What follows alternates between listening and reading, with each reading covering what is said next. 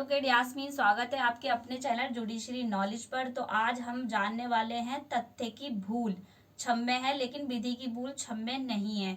तो इसी चीज को हम देखेंगे कि तथ्य की भूल क्या होती है या फिर विधि की भूल जो क्षम्य नहीं है वो क्या होती है। तो अगर आप एक लॉ स्टूडेंट हैं तो आपके लिए वीडियो बहुत जरूरी है। रुकिए, अगर आप एक लॉ स्टूडेंट नहीं है तो आपके लिए तो बहुत ज्यादा जरूरी है, आपको ये चीज जाननी चाहिए। ठीक है, उससे पहले हम मतलब स्टार्ट करें ये वीडियो तो आपको मैं बता देना चाहती हूँ कि अगर आप एक लॉ स्टूडेंट हैं तो आप अगर लॉ पढ़ना चाहते हैं मेरे द्वारा तो इस मेरे नंबर पर आप कॉल कर सकते हैं और अपनी क्वेरी ले सकते हैं।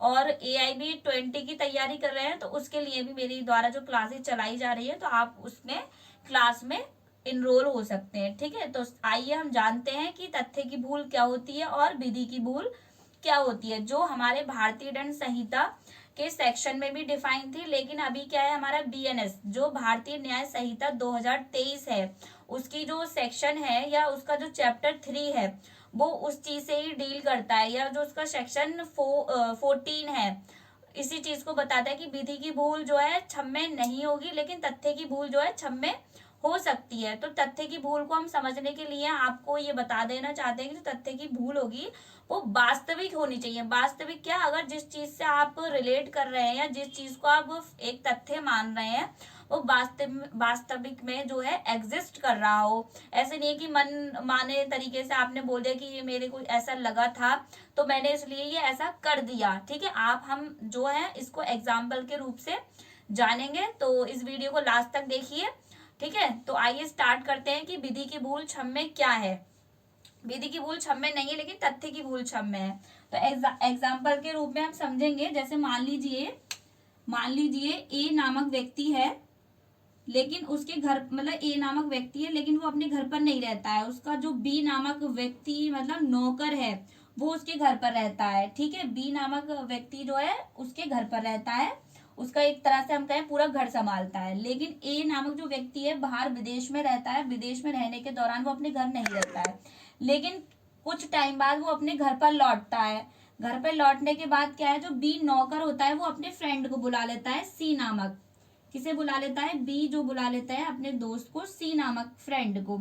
लेकिन ए को इस चीज की बिल्कुल भी जानकारी नहीं है। तो जिस दौरान ए अपने घर में घुसता है तो बी के साथ जो है वहां पर सी को भी देख लेता है, अंधेरे में बी के पीछे देखता है। मतलब बी यहाँ पर आ रहा होता है, सी उसके पीछे होता है।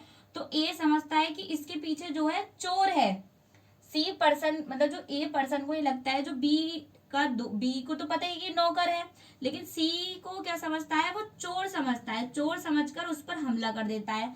हमले के दौरान अगर उसकी जो सी व्यक्ति है मान लीजिए उसकी मृत्यु हो जाती है या कहें हम घोर उपत्ति हो जाती है या कोई अन्य चोट कारित हो जाती है, तो यहाँ पर क्या है, वो इस चीज का डिफेंस ले सकता है कि ये चीज जो थी तथ्य की भूल है। तथ्य की भूल कैसे है, क्योंकि वास्तविक होनी चाहिए, ये आपको याद रखना चाहिए। वास्तविक क्या मतलब, जो व्यक्ति है वो एग्जिस्ट कर रहा है, उसे ये नहीं है कि ऐसा लगा कि भाई व्यक्ति था लेकिन उसको ये नहीं पता था कि वो उसका फ्रेंड है, उसको ये लगा चोर है, तो वो एक डिफेंस के रूप में अपने प्रतिरक्षा के रूप में उसको मार रहा था। तो ये हो गई हमारी तथ्य की भूल। आई होप ये आपको क्लियर हो गया होगा। नहीं तो हम एक और एग्जाम्पल लेते हैं। एक और एग्जाम्पल कैसे लेते हैं कि मान लीजिए ए नामक व्यक्ति है, ठीक है, ए नामक व्यक्ति है वो सो रहा है। क्या है, ए नामक व्यक्ति है सो रहा है अकेला अपने घर में, लेकिन जो बी नामक व्यक्ति है उसका फ्रेंड, उसका जो है बर्थडे है अगले दिन मान लीजिए, तो उसको सरप्राइज देने के लिए वो अपने मतलब उसके घर की जो खिड़की है उससे प्रवेश करता है उसके घर में। इसी दौरान ए देख लेता है। ए को क्या लगता है, ये जो बी नामक जो पर्सन घुस रहा है, ना ही उसको उसने चेहरा देखा ना ही उसको मतलब उसने पहचाना, लेकिन उसने एक इंसान के रूप में उसको मतलब एक तरह से पहचान लिया कि भाई एक व्यक्ति आ रहा है, वो भी रात में 12 बजे के बाद, जो एक तरह से आप कहते हैं सरप्राइज देखने को मिल रहा है।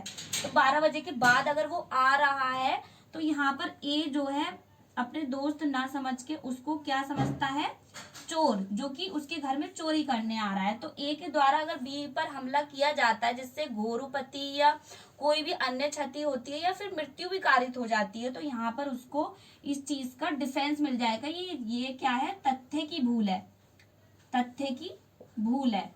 ठीक है, लेकिन आपको क्या याद रखना है, तथ्य की भूल में आपका आशय नहीं होना चाहिए, या एक तरह से कहे इंटेंशन नहीं होना चाहिए, दुराशय नहीं होना चाहिए, जो क्राइम के लिए बहुत जरूरी होता है। अगर मान लीजिए कोई भी क्राइम में आपका दुराशय मिन्सिरिया इंक्लूड हो जाता है तो वो आपको क्राइम जो है वो आपको दंडनीय बना देता है।